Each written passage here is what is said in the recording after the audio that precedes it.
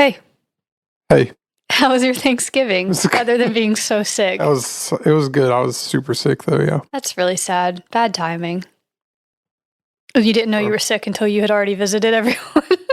Yeah, I thought it was just like, you get like a little bit of a scratchy throat Yeah. because the weather immediately switched from like being 50 degrees to like 20 degrees. That's no joke. Like, we went from pretty nice fall weather to Yeah. snow. So I thought it was just like a scratchy throat and like I was just like super tired. I hadn't slept Yeah. really. And then just throughout the day, I just kept getting worse and worse. And I'd On already, Thanksgiving. yeah. And it was just like, oh no. And then I missed Black Friday. I don't shop. I had to work, and I missed our Black Friday sale. And then I missed Saturday, and then That's so sad. Yeah. I'm sorry. and then Sunday. I was like, I'm feeling a little bit better. I'm gonna go to like our normal competition shooting practice. So bad. Oh. Like I got up. I was like, I'm feeling okay, and then I went to practice, and we started like shooting through like the stages and stuff, and I was like, man, I'm Yeah. not cut out for like 20 degree. Not at your best. Yeah, I'm like, it's just not. I was just slow and tired, and I'm sorry. the cold air going into like a sick nose is like, ugh, You'll makes get them me next feel time. bad. Yeah. So, My Thanksgiving was pretty good. Mine and Dirk's work schedule lined up so that we were both off for the week, which doesn't usually happen. So that was really nice just to be able to stay home and relax for a couple of days. And then we were able to go and see family, and we had a really good week. My favorite part of Thanksgiving break week was we moved this coffee table over to the other side of the living room, and we put our sleeping mats that we take backpacking out on the floor. So they're kind of like little air mattresses, and I surrounded them with pillows, and we took every blanket we have in this house and covered it up and made this blanket palace here in the floor. yeah. Like, basically built a bed in the living room floor, and we just laid on it and watched TV, and like I read books, and we kept it out the whole week. It was so nice. Actually just put it away this morning because we were going to record. Yeah. But it was really good. It was very restful. Got to see family. I did have an incident that made me realize I'm getting old. I think I'm old now because all of a sudden I don't approve of teenagers' clothing. And I say that only because it's not what you're thinking. Like, wear what you want to wear. But I was in the mall, and this boy walked by with a shirt that said something so inappropriate on it. Like, I'm not even going to say it on the podcast. It was so inappropriate. And I was just like, oh my gosh, like, there's children here. There's elderly here. Like, put a jacket on. And then I was really hit with, oh my gosh, I'm getting old. Yeah. Because I'm suddenly offended by the teenagers' clothing. Yeah. But it really was. Like, I'll tell you separate, but it was so inappropriate for public. I was shocked. Recently, I had a thing with my own clothing that I was embarrassed about. I don't remember if I told you or not, but the hat that I wear to the gym is it says "Where the Goth Chicks At." Yeah. And I went to the gym like a week and a half ago, 2 weeks ago, and there were two girls who were there working out that they were like covered in tattoos and had black hair, and I was like, don't look at my It's not about you, it's a joke. I don't want to speak to anybody. It's not directed at you. I can never wear my hat to the gym anymore. It's not funny anymore. Turn it around. Yeah. Well, then they would approach me from the back, and that's worse. Then they're sneaking up on me like, hey. Oh my like, gosh. I don't I'm scared to talk to women. Leave me alone. That's pretty funny. Same company did a shirt that's SOF. It's scared of females. But they discontinued it before I could get it. I missed the drop, and they discontinued it. One more quick thing I just want to say before we start. If you are a fan of peppermint mocha, the frosted peppermint chip coffee at Chick-fil-A is so good. So go get it while it lasts before the season ends. It's delicious. But do you like peppermint mocha? Nope. No, you're more of a plain coffee. No. You like chocolate coffee, though. I like chocolate milk. That's what I have today, chocolate milk. And it has chocolate milk, and that's where we're at. Yeah, we both went for cold drinks today. Yep. Remember that time you had chocolate milk, and I made hot chocolate, and you were I like... told you it was going to be too much. Yeah, and it was. So. Yeah. Yeah, tummy ache city, am I right? You live and you learn, though. Yeah, it's like I gotta realize I'm not 16 anymore. Yeah, It's you like, can't drink hot chocolate made with chocolate milk now. yeah, Again, we are getting older. Man. Things are changing. yeah, I'm Things old. are It's like, happening. I think about like I tried to do chocolate milk and hot chocolate together, and that was bad news bears. And it's like, man, I remember some of the drinks I made in college. Like, it would like kill golly, you now. It would just kill you. I would just be. You do my eulogy Yeah, on the there's- podcast, I guess. I don't know. All right, I'm gonna get started. Unless you have anything else. No more chit chat. Okay, here we Follow go. the stuff Follow this. on the what do we have? Instagram and Facebook is what we have. Follow us. do the show. Okay. First glance in Moundsville might have you wondering why there's a castle in the middle of a neighborhood. However, closer inspection reveals it's actually the now defunct West Virginia Penitentiary. Similar to the Trans-Allegheny Lunatic Asylum, things started off well, but soon descended into violence and chaos. This is Country Roads Creeps. All right, so this episode, I said, like, on our Facebook post and stuff, or I told you to say it, that I was going to be talking about the Moundsville Penitentiary. That's actually not the correct name for it, but that's just what literally everyone calls it. Yep. It's really technically the West Virginia Penitentiary, but I'll probably just still call it Moundsville, even though that's not really That's totally because that's what it accurate. is. But yeah, I mean, that's what it's known by literally everyone because it's in Moundsville. I think that's even like their website. Yeah, it probably is. I don't know. Yeah. It's not the title on the building, but we all know what we mean if we say Moundsville Penitentiary. Yup. Yeah, so obviously it is in the city of Moundsville, West Virginia. That's in Marshall County up in the northern panhandle. And this is like a big Gothic style prison. So there was a state prison at Joliet, Indiana, opened in 1858, and that served as the prototype for Moundsville. That's where the plans and the design came from. Mm-hmm. Both of these prisons resemble, honestly, like a fortress. They have turrets like a castle. Yeah. It's kind of crazy looking. It looks like a castle. They're huge stone structures built in Gothic architectural style. And Moundsville was built at about half the size of the one at Joliet, but it's still big. So the one in Indiana must be humongous.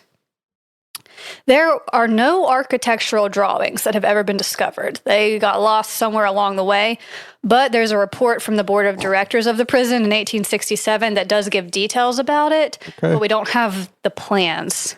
Yeah. You thinking courthouse fire? No, well, yeah, but also I was like, maybe there weren't any drawings because they just did it. They just did it by hand. They just put the bricks up and they're like, yeah, it looks good. They like didn't need a drawing. Free-handed it. Yeah, freehand fortress structure. Yeah. So the report from the board of directors talks about getting a title for 10 acres of land and discusses a proposal to enclose 7 of those acres. Some of the other details were the north side would have a street 60 feet wide. The west side would have 140 feet for a street, and there would be a yard in front of the buildings. Yep. So there's a little bit of a record there, but unfortunately no plans. That would have been cool to see, but they're gone. All right, so, so the initial history of this building. We start in 1863. West Virginia has seceded from Virginia in the Civil War. Because of this, there was a lack of all the public institutions, including prisons, and the governor, which at the time was Arthur I. Borman, tried to get the new state legislature to approve a penitentiary, but they kept saying no and telling him to send prisoners out of state or to just use the county jails that already existed. Obviously, that wasn't really working. You kind of run out of places to put people.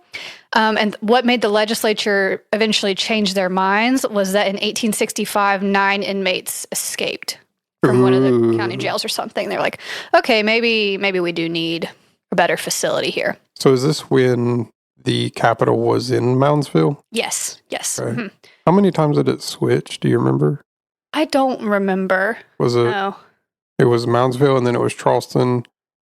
And then did they switch back and forth again? Or was it Charleston and then Moundsville and then Charleston again? I don't know. My 8th grade West Virginia history has escaped my brain at this point. Yeah. So they realize there's a problem. They need to do something. And they do eventually approve the construction of a state prison. Like I said earlier, they bought 10 acres of land. And This was, at the time, just outside the city limits of Moundsville. So Wikipedia said they bought that land for $3,000. The West Virginia Encyclopedia.org said they bought it for $50,000. Huge difference there. Yeah. I mean, probably the West Virginia Encyclopedia is correct, but especially in like I don't know. I wasn't there. Old money times. Yeah. So you think it was 3,000 or 50,000? Continue, and I'll look up the conversion rate. Okay, so that happened on February 7th, 1866. And the reason they chose this spot is because the area... Oh, I told you wrong. The capital wasn't Moundsville. It was Wheeling at this time. Oh, yeah. Now we both look dumb. Well, we are kind of dumb, but it's okay. Facts. We do our best. So the reason they picked this spot outside of Moundsville, it was only 12 miles from Wheeling, which was the capital at the time. So the legislature approves a temporary wooden prison to be built for the summer while the permanent design was being chosen. Did you find the rates for that money? Yes. For 1863 or whatever? The relative worth of $3,000 in 1866 is so this is a weird website. I don't know why. I'm like really going. I just found the first link. It says, if you spend it on a purchase, it's $59,974.85. But if you receive it as compensation, it's $941,000, which does not make any kind of sense to me. Okay, well, let's just ignore that part because the first thing you said actually makes sense. Maybe Wikipedia was saying at that time, the money they spent was $3,000, but today, the West Virginia Encyclopedia is saying it would be equivalent to $50,000. Yep. Okay, cool. Let's move on from that. We're going to not overthink it. The wooden prison was built temporarily while the design was chosen. They get inspired by the one that was built in Joliet. Now, this is a quote from Wikipedia describing the prison. It's a little bit bleak. It says, its Gothic revival architecture exhibited as much as possible great strength and conveyed to the mind a cheerless blank indicative of the misery which awaits the unhappy being who enters within its walls. Wow. Yeah. So, yikes. Imagine being a girl and a guy says that to you. What? Okay, anyway. Very romantic. So the first building that gets constructed, like the first permanent building, was called the North Wagon Gate. This was made of sandstone that came from a local quarry, and it was built with prison labor. It got completed in 1876 and cost $363,061. Is that day's money or today's money? Probably today's money. Okay. If they're only spending $3,000 on the land. $3,000 on the land, and we spent the equivalent of like $4 billion. Yeah, on one building. Yeah. Right. Then north and south cell block areas were built. The North Hall had a dining area, a hospital, and a chapel. The South Hall had 224 cells. Later on, they add on to the prison, and the official capacity reaches 650 inmates. Like, that's how much it's designed to hold. I'm sure you can guess it's going to hold more than that. Yeah. Yep. And then also in between those two halls, a 4-story tower was built to connect like the two cell block halls, and this became the administration building. So the admin building actually had space for female inmates, and it held the personal living quarters for the warden and his family. They lived at the prison, which I would not want to do, but I guess times were different. I don't think that ever happens at all nowadays, because who wants their family to live in a prison? Yeah. But I don't know. Times have changed. So I thought it was interesting that they had space for female inmates, and there actually were women there up until 1947 when a women's facility was built in Pinch Springs, and then they moved the women out. Oh, yeah, there still is a women's prison in Alderson. Yeah. Yeah. So it's a federal one? Federal prison? Yeah. Yep. Okay. Go ahead. Is there still a state women's place in Pinch Springs? Because it'd be close by. Is why let's look. I brought that up. But Pinch Springs women's prison. I I don't think so. I think it's closed. Cool. Maybe Sorry they if I'm wrong. switched it out for the... My 2-second glance at Google looks like it is not a thing anymore. Yeah, that's the kind of research you can get at Country Roads Creeps. 2-second glances at Google. Yeah. All right, so phase 1 of building is completed. The prison opens, and there are 251 inmates. And a lot of them were the ones that actually did the work to build the prison. So they move in. The next phase of building added jobs for the inmates to do. So in the early 1900s, business was booming at the prison. There was a carpentry shop, a paint shop, a wagon shop, a stone yard, a brick yard, a blacksmith, a tailor, a bakery, a hospital, and a prison farm. Ooh. So lots of options for the inmates to have jobs, and they got paid for those. I'm sure not well, but but revenue from the farm and the inmate labor allowed the prison to pretty much be self-sufficient. Mm-hmm. And that improved in 1921 when a prison coal mine was opened a mile away. So that helped provide energy for the prison and saved the state $14,000 a year. Ooh, probably good. In their money at that time. Don't know what that would be now. Huh. I mean, I don't know. So some prisoners actually got to stay at the mining camp. I guess probably the lower level offenders. And they were watched by a mine foreman who was not a prison employee, but a different guy. So it was kind of at the federal prisons now, some of them will have satellite camps, which are for the lower offenders. And so it's separate from being inside the actual prison. Uh-huh. So it's sort of like that. Prisoners were educated, and that was actually a priority at the beginning of this. If prisoners came in and didn't know how to read, they had to enroll in night classes, and they would learn how to read there. No kidding. Yeah. They would force it on them. Pretty much. The prison had a school, and it had a library. There was also a band and a baseball team, and the public could come watch the inmates play baseball and buy concessions and stuff, and a regular baseball game. Prison hot dogs and everything. Yeah. There were also church services because there was a chapel in one of the halls. So at the start, I mean, as far as prisons go, conditions were good, if you want to say that. Yeah, I mean, I still wouldn't want to be there. Right. But it wasn't horrible. Now, this quote is according to a warden's report, so of course it could be biased, but the warden's report at the beginning said, both the quantity and the quality of all the purchases of material, food, and clothing have been very gradually but steadily improved, while the discipline has become more nearly perfect and the exaction of labor less stringent. Yeah. So, I mean, the inmates might have disagreed, but things weren't awful when it started out. But then I put in my notes, my next heading is things go bad because of course they do. Yeah, of course. Right, of course they go bad. They always do. It wouldn't be now haunted if they didn't. Yeah. So, yeah, right. Which we don't know it's haunted yet, so stay tuned. Something has to go terribly wrong. So obviously conditions deteriorate over the years. You want to take a wild guess why conditions deteriorate? Okay, I'm going to forgo my first thought, my first joke to make, and say probably a new warden came in and ruined everything. It gets overcrowded. Yeah, okay. Yeah. So eventually it actually gets listed on the United States Department of Justice's top 10 most violent correctional facilities list. Good. Yeah, top 10. Horrible. In 1929, the state decided they needed to double the size of the penitentiary because, the cells were only 5 by 7 feet. Yeah. That's so small. People were shorter back then. I mean, I'm short. I'm 5'2", so the width of the cell was smaller than me. Yeah. That's horrible. You deserve it. So you have these 5 by 7 foot cells that were sometimes holding 3 prisoners, which of course is way too small to be doing that. 2 would sleep in the bunks and 1 would sleep in a mattress on the floor. So just no room at all.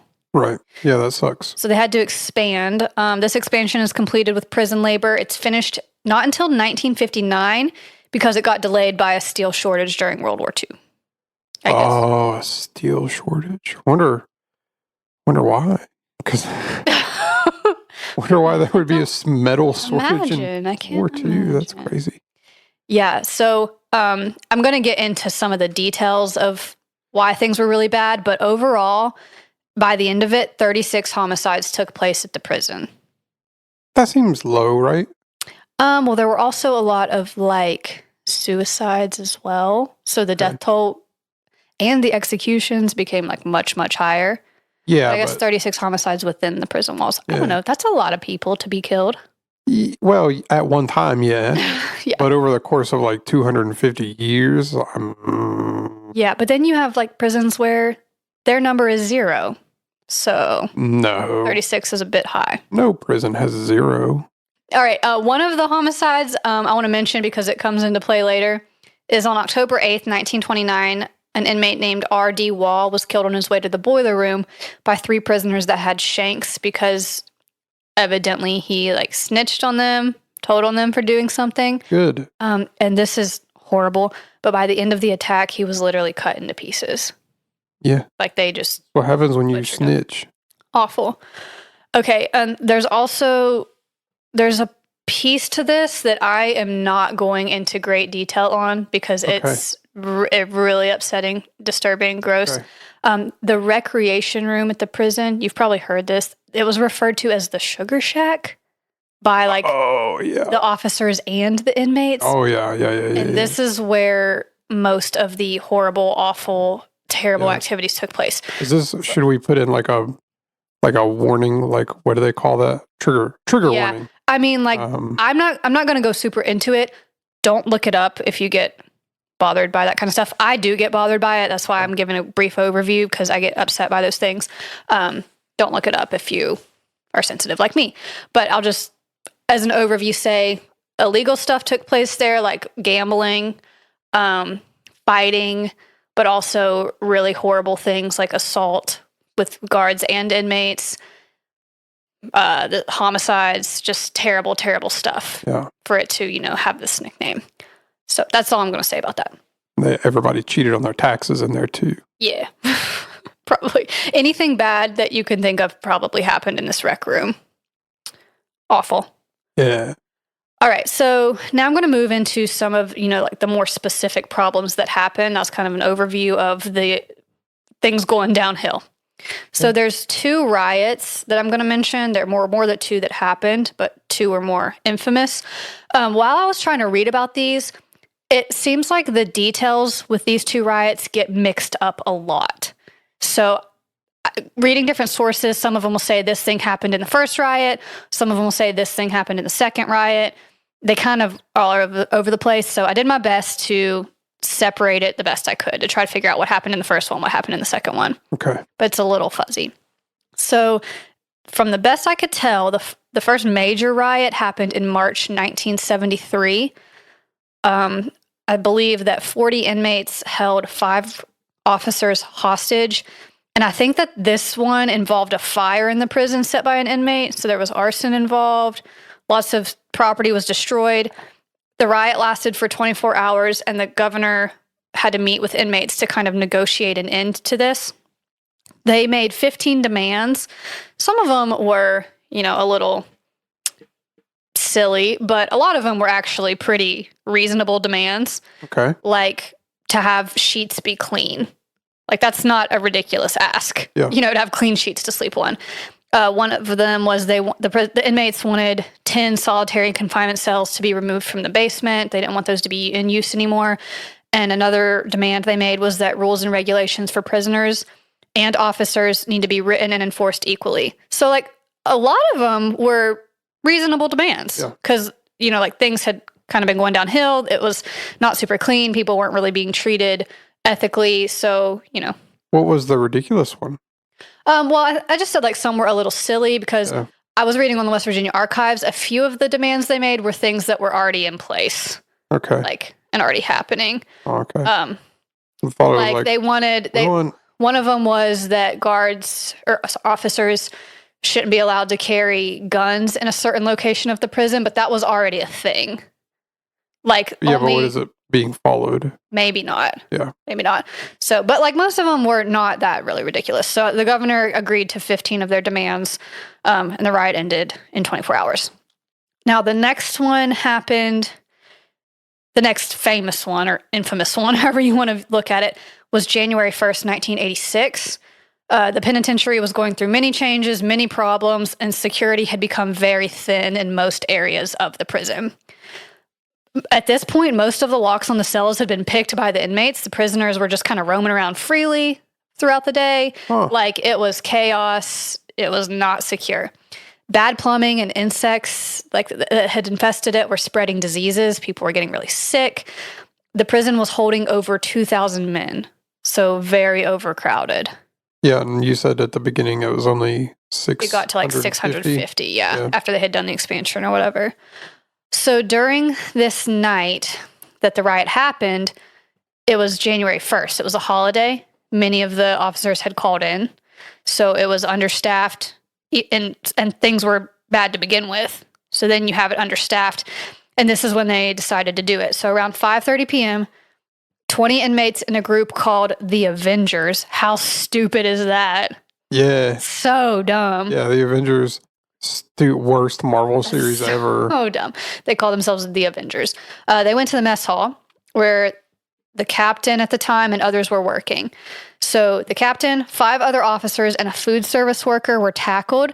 The inmates put knives to their throats and handcuffed them with the officers' handcuffs. So bad situation. Several hostages are taken. The hostages all survived, but there were 3 inmates that were killed over the next 2 days for other reasons, like getting in arguments with the other inmates and stuff. So it was like, I don't know what they did, but 3 inmates did get killed. The inmates who led the riot, the Avengers, believe it or not, weren't prepared to take charge or really know what to do next. So it's kind of like, oh, we didn't think we'd get this far. And now we have a bunch of hostages and we don't really know what we want or what we expected to come out of it. Yeah. We have one demand, a plan. Yeah. So shocker. They didn't know what to do next. Yeah. So they made a guy named Danny Lehman their president to negotiate with the authorities, even though he was not part of the original group of 20 that led the riot. Oh, Just picked him to be their spokesperson. Later on, even though he was the leader of this, or the spokesperson of it, he got killed in prison later on, like many years after the riot. So I guess he made somebody mad. Yeah. I couldn't really figure out how this one ended. It wasn't as easy as the first one because this one took 2 days instead of 24 hours. I don't think the governor was as willing to negotiate this time around. It made national news coverage. So that was, another thing that was kind of the beginning of the end. Like, bad stuff was just happening. It was out of control. They did not have a handle on things in this prison. Okay, so those were the 2 riots. I'm going to kind of back up a little bit to the middle of these events and go back to 1979 to talk about a prison break. Okay. That happened. That's a really good one. Also. Yeah, let me get a drink. Hold on. Has the same guys who played the freezing villains on this superhero show. I don't remember what it is, so this is a bad reference, but it's got 2 really good actors as some of the main characters. And the guy, if you don't know the show, the guy, his brother, he thinks is wrongly accused of murdering this guy, which he is. And you find out over the course of the whole series. Spoiler alert. It's kind of baked into the whole plot. But you kind of find out how all of this stuff, he was wrongfully, put it anyway. So he's in prison. And so the brother, he is like an engineer or whatever, and he gets a full body tattoo of... Oh, I actually know what you're talking about. And it's like this whole big artistic thing, but it's like what the specs for the prison it's things like a are map to or something. plan is breakout. And so then he commits a crime and gets sent to the same prison. That is good. I'd forgotten about that. Then they break out and it's awesome. Yeah. And he uses the things on his tattoos and stuff. Very cool. Oh, I want to watch that again now. You just sparked good it. Show. Very, very good. And then it even stays good whenever they get out for a while. Yeah. So it's Anyway, go watch Prison Break on Hulu and Netflix. And this episode sponsored by Prison Break, the show. I wish. Can you imagine? Yeah. Did you ever watch Money Heist on Netflix? No. It's very, very good. Is it? I think you would like it. Yep, same energy as Prison Break. Okay, 1979 Prison Break. All right, this story makes me really sad. So this happens on Wednesday, November 7th, 1979. 15 prisoners managed to escape. One of them was Ronald Turney Williams. He was in prison for murdering Sergeant David Lilly from the Beckley Police Department on May 12th, 1975. No kidding. Yep. Yeah. So for this escape, Williams stole a prison officer's weapon. During his escape, he was spotted by a 23-year-old off-duty state trooper named Philip S. Kessner. Kessner happened to be driving past the prison with his wife and saw the escapees. So I guess, I don't know how they got to his car, or like maybe he was trying to get close to them to intervene or something, but they pulled him out of his car and Williams shot the off-duty trooper, Kessner. No. Kessner was able to fire back, but he didn't survive his injuries. That just like breaks my heart. You know, he's driving out with his wife off duty, just on a regular day, and got killed in front of her. And that makes me want to cry. That's so sad. Yeah, super sad. Horrible. So Williams, the one that did it, he was on the run for 18 months. During this time, he sent notes taunting authorities, and he was on the FBI's 10 most wanted list. Yeah. You really shouldn't do that. No, Like, you shouldn't. How many people have been caught because they sent notes? Right. Like they at least think they're two so that I can smart. think of off the top of my head. That guy and freaking BTK got caught because he started sending letters again. So don't send letters about your crimes to the police, kids. So while he was on the run, horrible dude, terrible guy, he murdered a man named John Bunchek in Scottsdale, Arizona, which is also very, very sad, during a robbery. He also was connected to committing other crimes in Colorado, Pennsylvania. He finally gets caught in New York City when he's at this hotel called the George Washington Hotel in 1981, and he gets in a shootout with federal agents, and they're able to catch him during this time. He was returned to West Virginia to complete several life sentences. So, like, he's not getting out. Yeah. Arizona actually sought extradition for his execution because he murdered that man in Arizona. But as of November 25th, 2023, he's still in West Virginia custody in Mount Olive. As of November 25th this year. Really? Yeah. Like as of a couple days ago. Yeah. Still there. He's in Mount Olive. Yeah. Huh. His earliest possible parole hearing wouldn't be until 2047. And then he would be facing death penalty in Arizona. So I mean, like, he's not getting out. Oh, no kidding. So it's a subsequent how they word it. You serve your sentence subsequently, and so consecutively. Yeah. So it's not, the death penalty would not be consecutive. It'd be after, because he would get extradited to Arizona, but he would be like 90 something before he even has a parole hearing. Imagine being 90 and they're like, "Hey, that crime that you committed, we're going to kill you for it." Yeah. So. Yeah. You already spent 50 years in jail. So, and now we're going to kill you in a different state. Yeah. So, during the time of this original prison break, Sheriff Robert Leitner from Marshall County was pretty outwardly critical of police communication during the incident. He said that the sheriff's department and the local police were not made aware of what was happening until they heard of it over the police scanner. So they weren't contacted by state police when they first broke out. Yeah. They didn't know until almost 20 minutes later what was even going on. So he said that more could have been done if communication was better. Maybe they could have intervened and stopped all of this from happening, but hindsight's everything. Who knows what would have happened? Right. But communication probably should have been a little better. You live and you learn.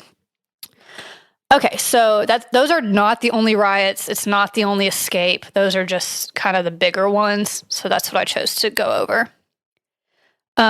Do you want to say anything about that before I move on to the executions that happened at the prison? Yeah, it just made me think about like some of the stuff, like some of the things that happen that like totally change how law enforcement kind of does their job. Oh, for sure. That like whenever like seems like, you know, a lot of things just happen to, and it probably happens in like every profession, but like stuff just goes and goes and goes. Mm-hmm. The way it's always done it until something really bad happens. Yeah. It just so happens there's a tragedy. That, like, in law enforcement context, it usually means that like a bunch of people get shot or something. And so like that was the thing for the Miami-Dade shootout, which I actually like. We're not a true crime podcast. I really want to do the two big shootouts of the Miami-Dade and the North Hollywood shootout, because they're so interesting from like both a crime perspective and also like this was so bad it changed the way everybody had to do their jobs from now on. Yeah. So, and the Miami-Dade is like so insane. So is the North Hollywood thing. And then there was actually one I found out about recently in Alaska that like changed up how everyone in Alaska and all the like FBI and stuff completely had to do their jobs. So it was, and then the Miami-Dade thing, it not only did it make everybody like rethink how they're going to do their job, but it made them rewrite the FBI training book. So like they had to throw out like everything, and they're like, we're going to get new guns and we're going to retrain everyone on how to do everything ever. Yeah. And there's some kind of saying about how, what is it? It's like labor laws or OSHA laws are written in blood, something like that. Yeah. Like usually there's some kind of tragedy that ends up changing things for the future. Yep. It's sad stuff.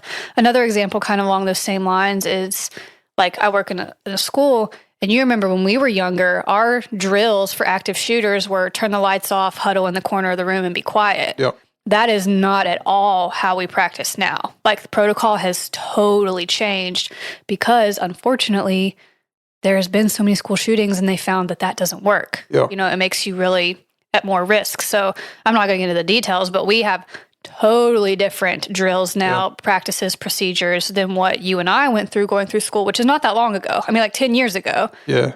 I actually don't super changed. even remember doing active shooter drills growing up until we got to high school. Yeah. And I don't think it was until high school, and it was like... Even then they didn't call them active shooter drills. No, they called it like lockdowns. Lockdown.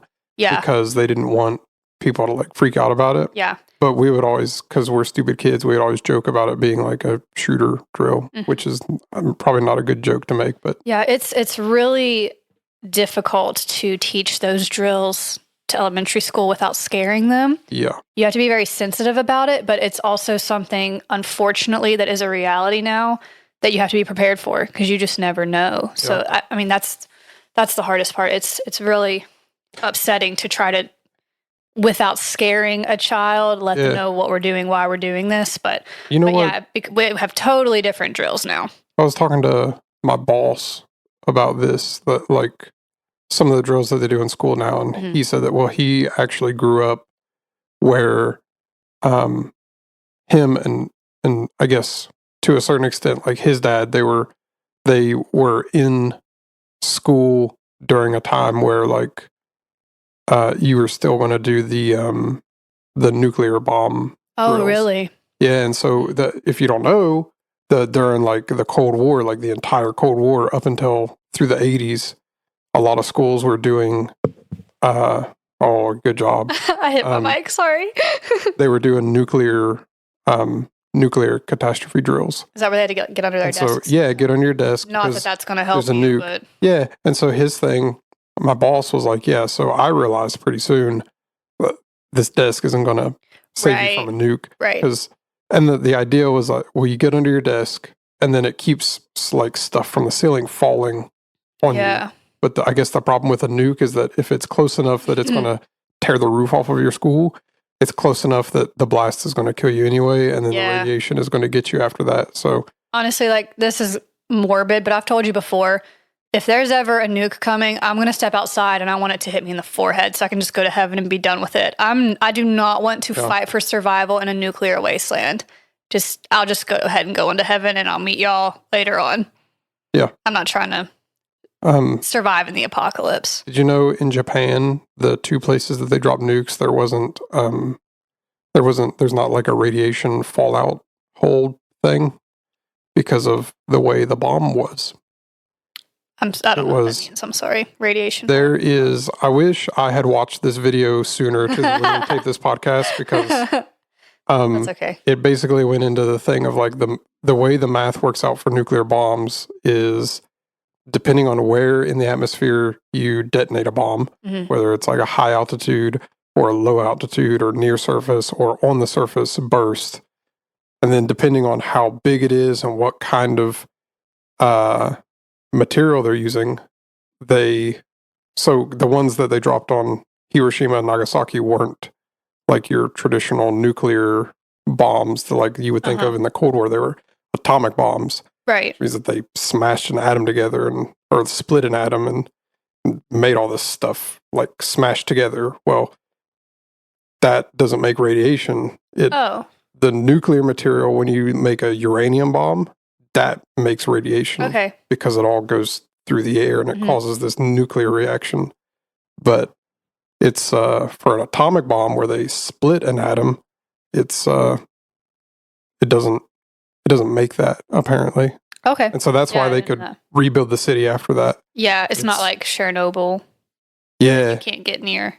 Which Chernobyl, they're starting to go find areas that you can go into again. So, yep.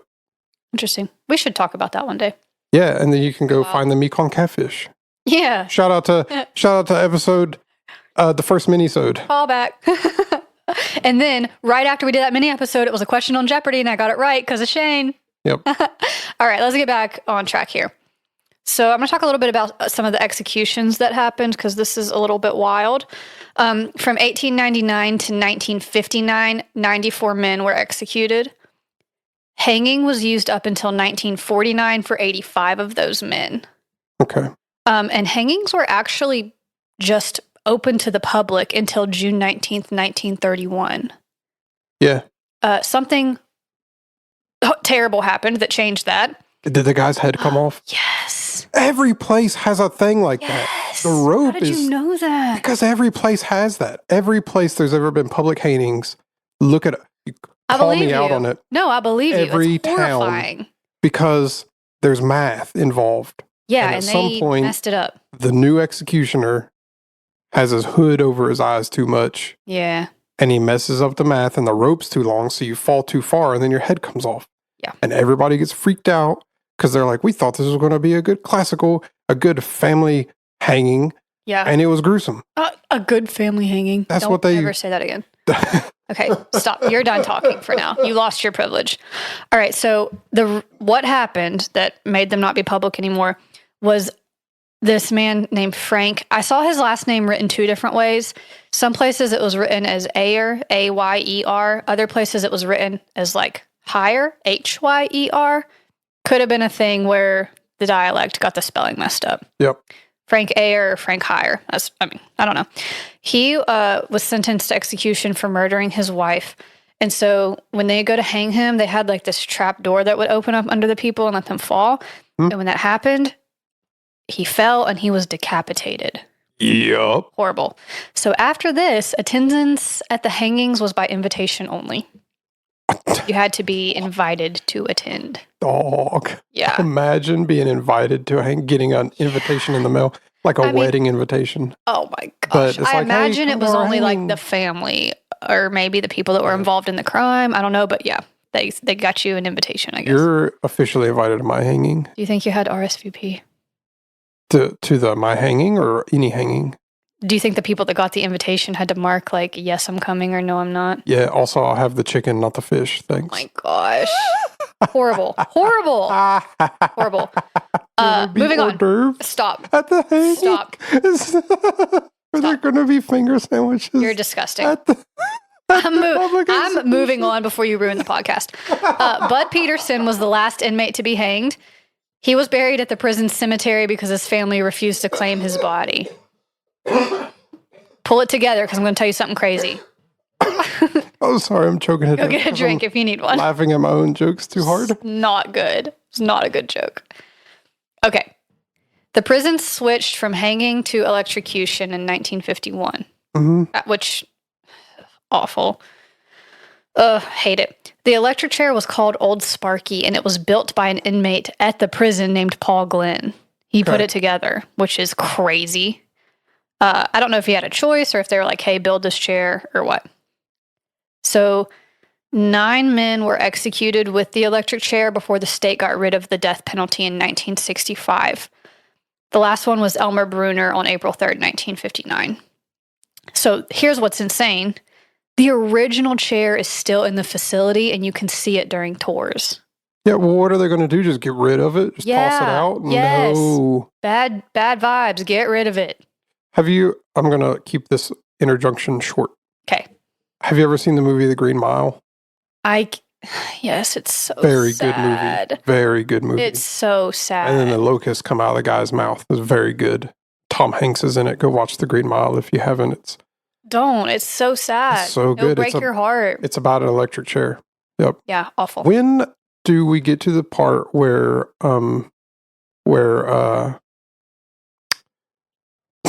never mind. I can't even remember the guy's name. Okay, don't spoil anything. I might have it coming up. No, I was just going to make a joke about Shawshank Redemption. Morgan Freeman. Morgan Freeman. Morgan Freeman. You almost forgot Morgan Freeman's name. When do we get to the part where Morgan Freeman breaks out of the prison with a spoon? Okay. We don't get there. Okay. So we're moving towards the end of the prison now. It was reported that 998 men died at the prison. And like I said earlier, 36 of those were homicides within the prison. The other deaths were executions, suicides, or just like natural causes or being sick because it got filthy in there. Insects and rats. Just different things like that. There were several more instances of riots and escapes. There was the peak population of over 2,000 inmates in the 1960s, and it was not built to hold that many. So eventually, towards the later end of the 1900s, more prisons were built, more space opened up at other places, people got to be transferred, and so the population declined to 600 or 700 inmates by 1995. This is when it closed, was in 1995, because there was a ruling by the West Virginia Supreme Court that the 5 by 7 foot cells were considered cruel and unusual punishment. I thought it was kind of interesting that ruling happened in 1986, but the prison didn't close until 9 years later in 1995. So I'm wondering if that's just how long it took to get everybody transferred somewhere else, or what the holdup was with that. Maybe they just had to wait until they could find places to put everybody and then close. Yeah. Okay. So most inmates were sent to Mount Olive Correctional Complex in Fayette County, West Virginia, which is where that guy went that we were talking about earlier. Is that in Fayette County? I think so. I thought it was in Clay for some reason. Okay, we'll check real quick. I'm probably wrong. I just felt like... Well, I want to check in case I'm wrong, because I do mess things up. Because my old job, I used to go around to schools all the time. Yeah. And so I always felt like I passed Mount Olive coming from... no, it's Fayette County. Yeah. Okay. Fayette. Okay, so that's where a lot of people were sent. Let me find my place again. Just associated with that direction. Yeah. Okay, so that happened, and also there was a smaller facility built a mile away in Moundsville to serve as the regional jail, so they took some people. Okay.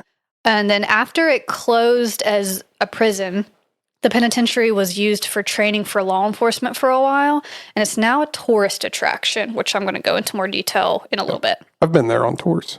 I kind of want to go. I don't want to do one of the night ones, but I'd like to go during the day just to see the history of the place. No. I feel differently about this one than I do the Trans-Allegheny Lunatic Asylum. Something about that one makes me never want to go there. Yeah. This one, I'm a little more open to going and learning about the history. Yeah. No, I have a good story about going to the Moundsville. Okay. I'll save it for... when I get down to the tours and stuff.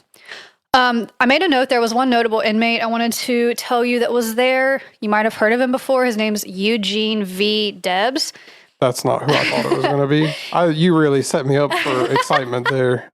He was a labor activist. He was very involved in politics. He ran for president a couple times. Okay. I didn't look super into that because politics is not my passion. Yep. But he was a prisoner from April 13th to June 14th, 1919, before being transferred to Atlanta, and he was charged with violating the Espionage Act of 1917. Oh, yeah, you don't want to be charged with Espionage Act. No, that's something that you guys can look into more if you're interested. Eugene V. Debs and the Espionage Act of 1917. Who else was a famous prisoner at Moundsville? Hannah? The dude from the Greenbrier Ghost episode I did. Yeah, what was his name? I forgot his name. Trout. Trout Shoe. Yeah. Yeah, I think he went there. Yeah, that's what she said. Did you not write it down on your notes? What were you thinking of? Charles Manson. False. He was there, right? False. My next note, not? Shane, Is it a myth? my literal next note that I was about to read under extra info heading is in 1983, Charles Manson requested to be moved to Moundsville to be closer to his family, but he was denied. Yeah, okay. Gotcha. Yeah. I thought he was there. I told you I did good research on this one. I love Charles Manson. Not in like a love way. Don't in say like that. Oh my gosh. I love the story of Charles. It's the whole character thing is so good. I like it. I mean, I don't. Never mind. This is. They're gonna bring this episode up whenever I run for president. Like, you already don't stand a chance. No, you've said too many things. Okay. So the West Virginia Penitentiary, Moundsville Penitentiary, whatever you want to call it, has been featured quite a bit in just several different forms of media. Some of them I didn't know about that are pretty cool. So it was used in prison scenes from a 2013 movie called Out of the Furnace, which I haven't heard of. I haven't seen that one. But some of these other ones that I have. It was the site for season 1, episode 1 of an MTV show called Fear. Castle Rock, which is a Hulu show based on Stephen King stories, was filmed there. Oh, okay. So that's kind of a recent one. That's pretty new. It was used in season 1, episode 4 of Mindhunter on Netflix. Dirk loved that show and it got canceled. He was so sad. Oh, okay. What was that about? Oh, no, that's different serial killers. Yeah. That one guy played Ed Kempner. Is that his name? Ed Kemper. That's the serial killer? Yeah. I can't remember the actor's name, but he did such a good job in that role. Okay. It was really cool, but it got canceled. It was also on Most Terrifying Places in America on the Travel Channel, and it was in season 1, episode 3 of Ghost Adventures. All right, so now I'm going to talk about the spooky stuff and why this is being featured on Country Roads Creeps. Because everything we talk about has to have a creepy element. Creep. Here it is. So, of course, you can go there on tours. Again, I'm going to talk about that more in a little bit. But the people that go here and go on these tours and the employees that work there and just people that have been in the prison since it closed will often talk about seeing or hearing this man named William Red Snyder. He was a bad dude. He got murdered in his cell. And there are reports of hearing like his raspy voice calling out from the cell that he was killed in. Yeah. Yeah. What? You look like you're about I wanted to do a raspy voice. Well, I'll try it. No. Try it. No, it'll be embarrassing on the podcast. Everybody's going to be like a stupid voice. Will it be as embarrassing as the time you mixed up NSYNC and Backstreet Boys? It will be equally as embarrassing as the time that I espoused Charles Manson on the podcast. Okay. We'll save you from that then. We can't do that 5 twice. minutes ago. There are also reports of seeing R.D. Wall. He's the guy I mentioned earlier that got cut up at the boiler room. Now, this is terrifying. Ready for this? No. Hang on. Me either. Give me one when second. I wrote this down, I got really scared and had to stop and take a break and like go listen to music. Okay. I got freaked out thinking about it. There's a figure. Ugh, I got chills. Ah. Okay. There's a figure that they've nicknamed Shadow Man. Oh, okay. Yeah. He's been spotted and photographed by staff, visitors, and professional paranormal investigators. Yeah. They describe him as being tall and dark, like just a shadow of a man. And not handsome at all. No, not tall, dark, and handsome, just tall and dark. Often seen in the hallway. He's believed to be the spirit of an inmate who died in his cell. And he'll just like linger at the end of the hall. That makes me feel sick to my stomach. Yeah. That's horrifying. There are sightings of a headless, translucent figure, which people believe might be Frank Eyre that got hung and decapitated. Okay. Because the ghost doesn't have a head. There are also sightings of a maintenance man that worked at the prison. He was killed in the bathroom by inmates for watching them and reporting on behavior of things that they were doing that they weren't allowed to do. Yeah. He wasn't an inmate. He just worked at the prison as maintenance. They killed him in the bathroom, and now people report seeing him down in the basement. Okay. And they think he's still like looking for things to report on or things to fix. Yep. Carries a wrench. Yeah. So those are some of the specific like people sightings, but also you have the more common things at places like this. Kind of reminded me of Lake Shawnee. Lights will be flickering. People kind of report seeing sparks near where the electric chair was in use. Nosferatu. There's disembodied arguing, hushed talking and whispering, cold spots, of course. Yeah. People report hearing cell doors banging closed. There's random yelling. People see orbs, and some people report actually feeling like they're being touched by like hands brushing past them, things like that. So that's really scary. Now, there is an idea that the prison was built on a Native American burial ground. Yep. I don't know if that's actually true, but it's definitely plausible because it's in Moundsville, which was given its name because of all the Indian burial mounds there. I don't know if there's a listener not familiar with Moundsville. There's some really interesting history there. And directly across from where the prison is built is the Grave Creek Mound, which is like the biggest one.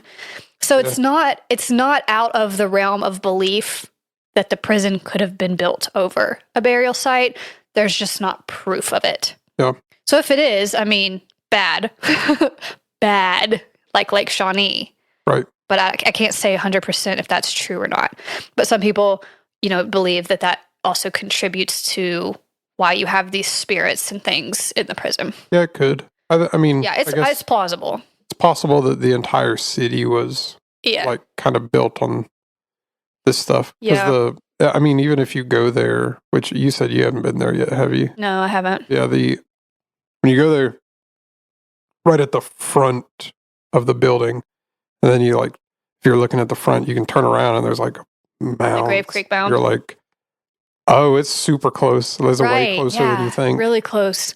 So I like to imagine that when the prison was built, they didn't bulldoze a mound to do it, but you never know how the government is. You think haunting is like, this is going to make me seem super nerdy, and I'm definitely not a nerd. Right. But do you think haunting is like an area of effect, kind of damage? Like I don't know what that means.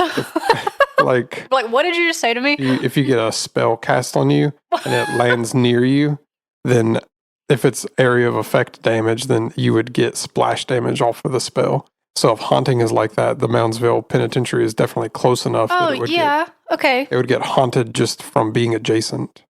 No, that makes sense. So I'd say probably. That was a very Dungeons and Dragons way of describing that entire concept, but no, that was a good explanation because that actually does make sense to me. Okay, now I want to talk about some of the tours that you can go do here now that it's a tourist attraction. Because several of them are the normal types of tours you would expect, but there's a couple of events they offer that made me go, that's interesting. So I'm gonna break down these tours and what they involve. You can be hung. A public hanging at Moundsville. You're not that far off. Am I not? Okay. So first things first, if you want to go and do these, all tours need to be booked in advance. You can't just show up and do it. It's not a walk-in type of thing. Yep. Mostly because they're not open all the time. And also they get lots of field trips and stuff here, big groups that come. So you can't just walk in and be accommodated. You have to plan it in advance. So the first one I'm starting with are the guided day tours. This is just your general tour during the day. That's what I did. Yeah, starts at $14. It runs from April 1st to December 1st. This is all ages. You get to see the recreation yards, the visitation rooms, the new cafeteria, and the cell blocks that were called the Alamo and the New Wall. Those were the names they were given. This doesn't include all the areas of the penitentiary. So you have to book a different tour if you want to go into some of the more restricted places. But this is probably the one that I would want to do just because it's during the day. Yep. Another kind of subset of the guided day tours is the History Mystery Monday tours. These are offered only on Mondays in June, July, and August. It's a little faster paced. It requires climbing several staircases, so they don't really recommend bringing younger children on this one because it's a little more active, but it includes the Sugar Shack, the Boiler Room, and the Psych Ward / Infirmary area. Yeah. So that one would be kind of interesting too, I think. Yeah. They didn't list a separate price for that one because it's not offered that much, but probably around $14.20, I would guess. right, then you have the photography tours. These start at $100. You have to be 18 years or older for this one, but you get 4 hours and it's not guided, so you get to roam on your own. And you have access to most of the places at the prison except for the administration building, the warden's residence, the guard towers, and the area where they do their haunted house. But everything else you can kind of roam on your own and take pictures and stuff for 4 hours. Now, this one is a little weird to me. This is their escape room that they offer. Okay. It just feels like maybe it's in poor taste. I'm sorry to say that. It's called Escape the Pen. It starts at $25 and it's an escape room game. You have to be 12 years or older. It takes 1 hour. There's a maximum of 8 players. The storyline is like escaping an execution. No way. Like, that's a little in poor taste. Is it not? Yeah. Like, let's maybe come up with a different storyline here. Yeah. Maybe you're like falsely imprisoned and you're just trying to break out of the prison. You're not trying to escape being hung or electrocuted. I don't know. That one kind of makes me feel weird. I don't really like that. I'm sorry. Sorry to the people running it. Let's do it. No. Now, this one is cool, but not something I would do because I'm not trying to get possessed. They have a public ghost hunt. It starts at $75. You have to be 18 or older. It's 6 hours. It's not available from mid-September through October due to other Halloween events that they do. But beyond that time, you can do it. You get a 90-minute guided tour, and then you can roam on your own for the rest of the 6 hours and look for ghosts. Like, if you're into that, it's a pretty cool option. I'm not into that. I don't want to encounter a ghost, so I wouldn't do that one. But it's a cool option if you are. Hannah wants to encounter the Shadow Man. No, that made me feel nauseous. I don't want to do that. You can also have a private paranormal investigation.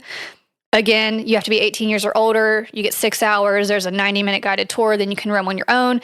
You can have a max of 20 people invited in your group. But this one is pricey because you're like getting the area to yourself or to your personal group. Right. So it starts at like $1,000. Okay. So, like, I guess if you had a bunch of friends that wanted to go and you didn't want other people to be there, you could split the cost or something.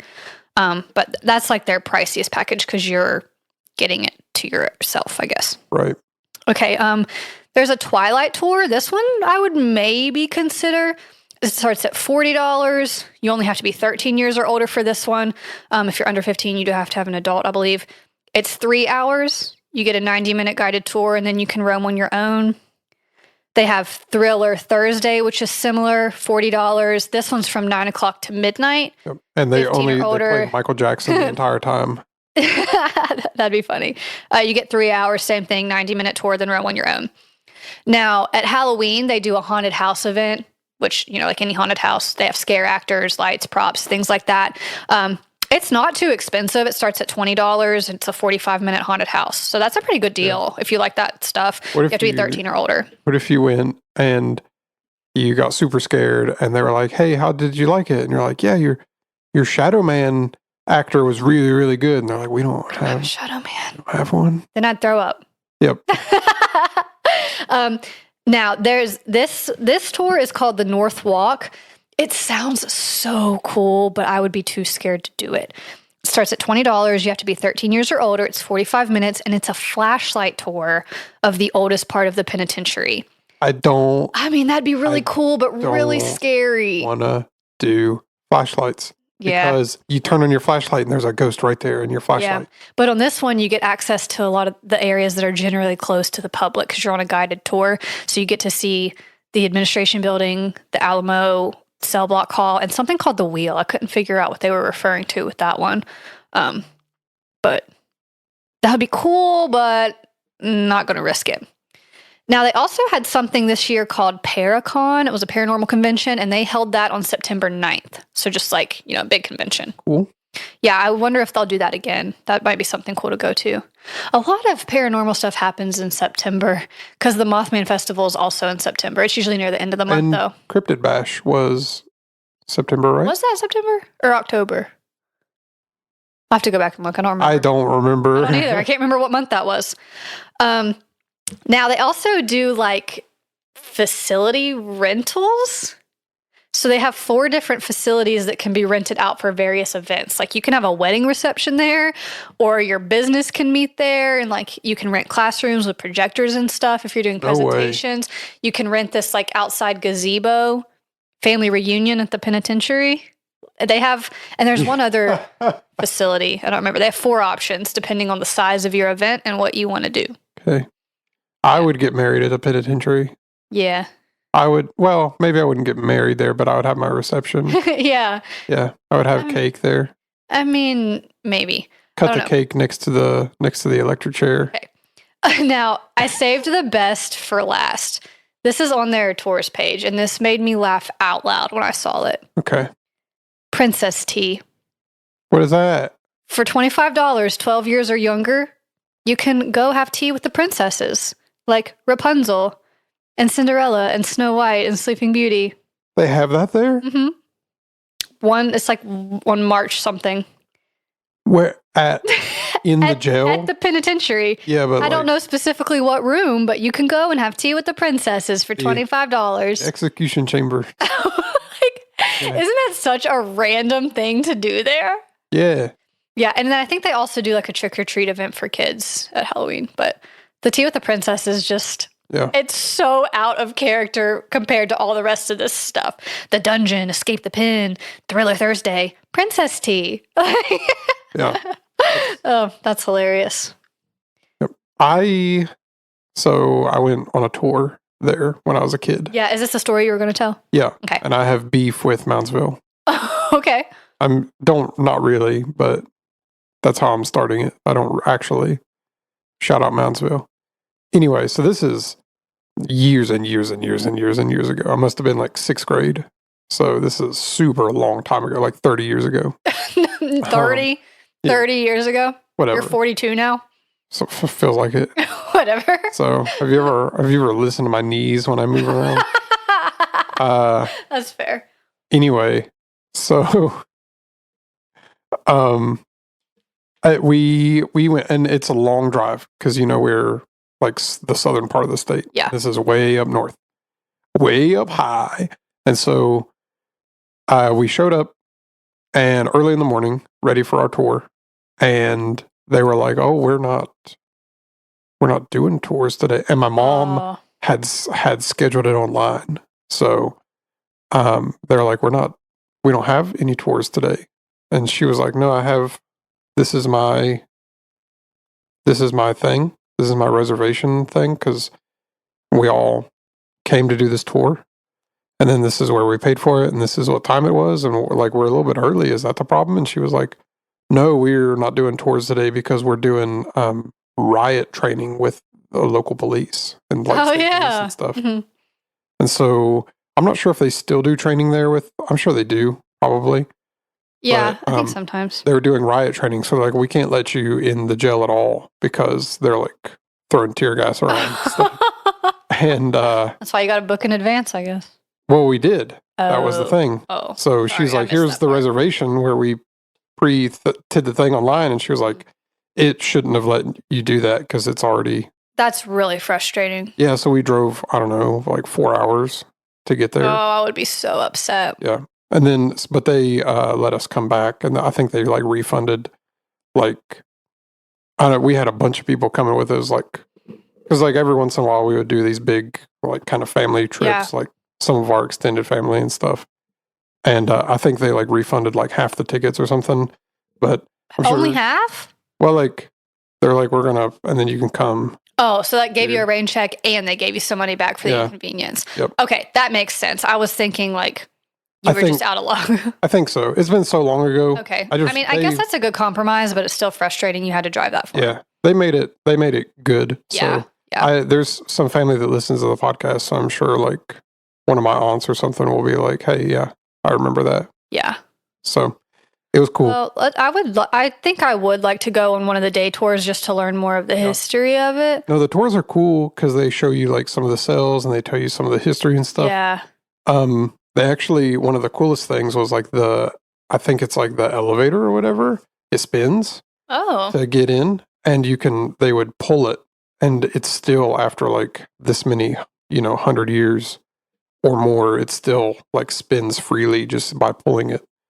And so they were like, it was engineered pretty well because Yeah. otherwise, like if it was off balance or anything, you wouldn't really be able to do that after a long time. So some of the reports I read said that like at the beginning that the facility was actually pretty nice. Like it was well maintained. It had good landscaping. Like they had fish ponds out front. But I mean, that fell apart obviously, but right. like the architecture of it is cool. That's another reason why I'd like to go. I want to see the building in person because the pictures, it looks really neat. Yeah. Yeah. It's a bigger in person. Yeah. I think. Looks more imposing, like it looms over you. It's very, especially really when you're up close. Yeah, you can't really tell the scale from the pictures because it's large. So that makes me also want to see the one in Indiana if it was twice the size. Yeah. That's pretty wild. Mm-hmm. Yeah, Yep. but that's all I have on the West Virginia Penitentiary. That's the end of my story today. Good episode. Thank you. Good conversation. Yep. I feel like I'm on one today. Like I just have extra energy.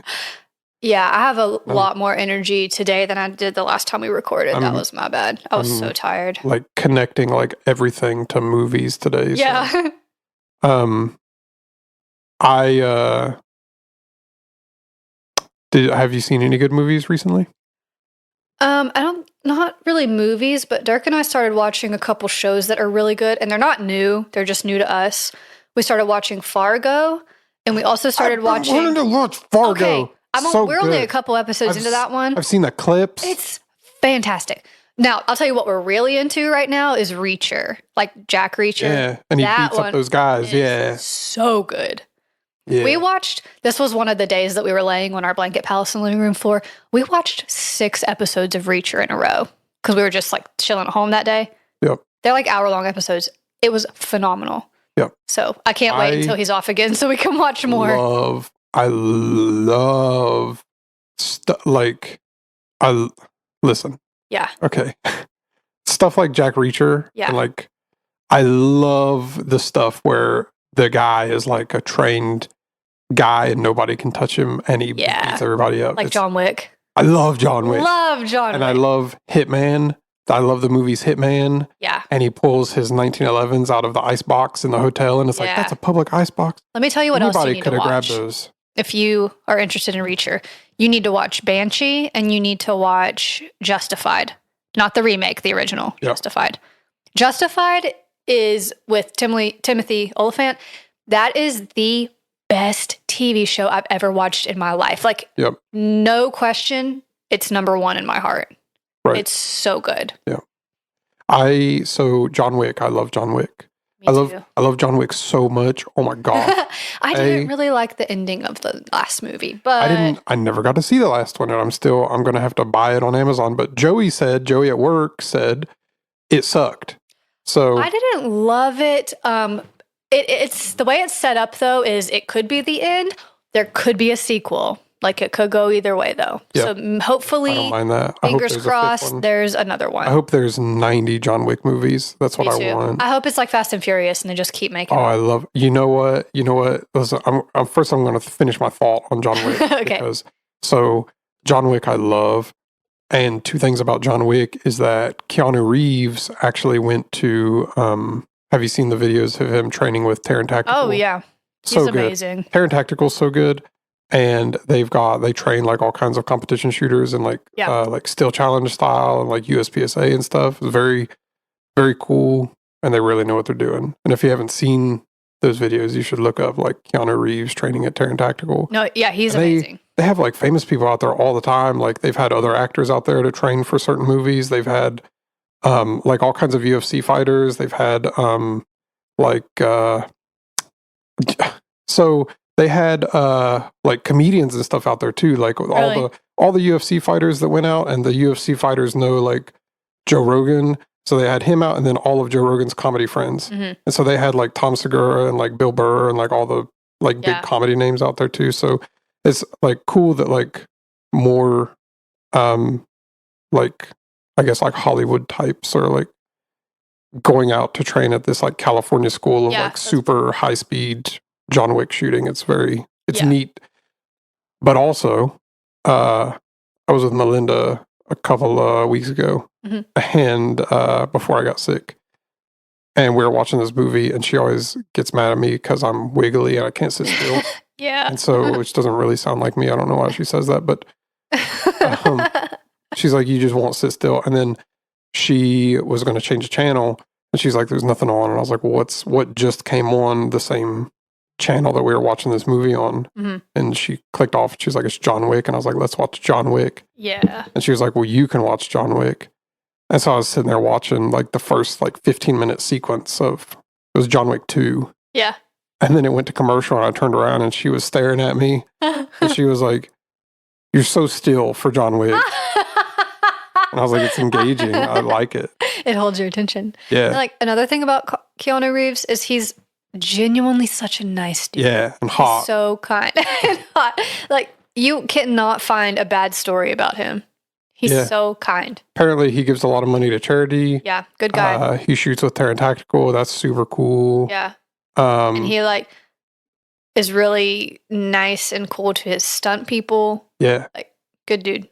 And this is very, very cool. And big fans of John Wick here on Country Roads Creeps. Yeah, John Wick's so cool. My other red flag is that I love Fast and Furious so much. We can all have our guilty pleasures. Everybody gets like a bad movie that they can really like. Everyone's like, Fast and Furious is so like, no, it's not. Fast and Furious is so cool. It's the coolest series of movies ever. It's my favorite. Yeah. And I'm going to tell you a different thing. Not only do I love Fast and Furious, I have an entire ranked list of which movies are the best in order. I don't want to do that right now. We're not going to. I'm just letting everyone know that I have it. That's good. And I'm going to tell you what number like 1 9 is. of them? First of all, there's 10. Okay. And I'm going to tell you something else, is that the first one is so good, and the second one is so good, and the third one, a little less good, but so good still. And the fourth one's so good. They're all good. And then The Rock comes in, and he's huge and has baby oil all over him. and he beats up Vin Diesel. Oh my gosh. And Vin Diesel beats him up. And then they race cars and shoot guns. It's so good. Okay. We have completely lost the plot. Are we ready to wrap this up? I love Fast and Furious. I love it so much. And anyway, speaking of prisons, there's in the Fast and Furious, Vin Diesel goes to jail, and they break him out. They hit the bus, and it flips, and they break Vin Diesel out of the prison bus. It's so cool. It's the coolest. We're not talking about Fast and Furious for 20 minutes. For the next half hour, we're going to be done. This is a Fast and Furious podcast now. I'm gonna sign off, and we're gonna just rant about Fast and Furious for 40 minutes. Anyway, my last point about prisons is I hope someone has made it this far, because this is where I'm going to... we lost them all. It's just me and you at this point. They just started talking about how cool the dumbest movies are. Keanu Reeves was in that video game Cyberpunk 2077. They did his character model thing on there, and he did like all the acting and stuff with the motion balls. Anyway, very cool. That was your last point about prisons? No, my last point about prisons is my next episode on Country Roads Creeps is we have one episode and then it's Christmas time. Is that true? And I believe so. Yeah, because we're bi-weekly, right? Oh, right. Yeah, that's correct. Yep. One more episode and then it'll be Christmas. Mm-hmm. And then we are going to come back January 11th? Yeah, the 11th of January. Yeah. So cool. We'll have a few weeks off and then we'll come back. So yeah. So it'll be good, and then you'll get a break from us talking about Fast and Furious, and then we're gonna come back strong talking about Fast and Furious. No. And how good the series Band of Brothers is that Tom Hanks produced. And anyway, I also think that cowboys are way cooler than they are. The Ballad of Buster Scruggs is a very good movie. You talked about that on the last episode. Cowboys. So good. I love cowboys. Anyway, my next episode is, what do you think? Should we do a Christmas episode or should we just do a regular? I think you should do the Sauter family. Yeah, I was thinking about the Sauter family. It is kind of sad to call it a Christmas episode because it's a really sad story, but it happened at Christmas time. That's why we're calling it a Christmas thing. It's like the way people say that Die Hard isn't a Christmas movie, but it is. Yeah. So, Bruce Willis, also so good. Yeah. And did you know that he sold his likeness to like the AI? Really? So they can make like deep fakes or whatever of him. And then he can be in commercials and stuff for in perpetuity. So because he's has like some kind of like neurological degenerative disease kind of thing. So sad. Very sad, but he sold his likeness. I haven't seen how much he sold it for, but probably expensive, right? Yeah, I would assume. Somebody's entire famous person's likeness. Yeah. But anyway. You don't have to do the Sauter family if you don't want to. You had just mentioned that, and I think it's a good idea. No, I thought about it. Sauter family probably will be the next one. And then after that, we're doing each episode is a new movie of Fast and Furious. Absolutely not. How cool Paul Walker is. And we're doing the conspiracy behind his death. Just kidding. We're not. Shane. It's very sad. Jeez Louise. But what we are going to do is I'm going to go off the rails next year and just talk about everything that I love, like like all right, like Alexander no wait, I don't want to Pushkin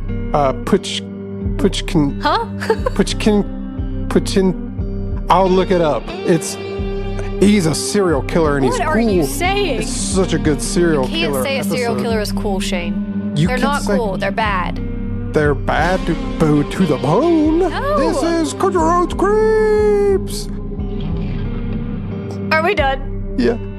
Thanks for listening. Be safe driving home. Watch out for the not deer. And watch out for all the really, really cool race cars driving by, Fast and Furious style. Watch out for Russian gangsters trying to kill your dog and steal your car, your super cool Mustang. That's a reference to John Wick reference. And next episode is the Sauter family. And then we're covering all the cool stuff next year. So all the super cool serial killers and the super cool everything else. Please say bye. Bye. Bye.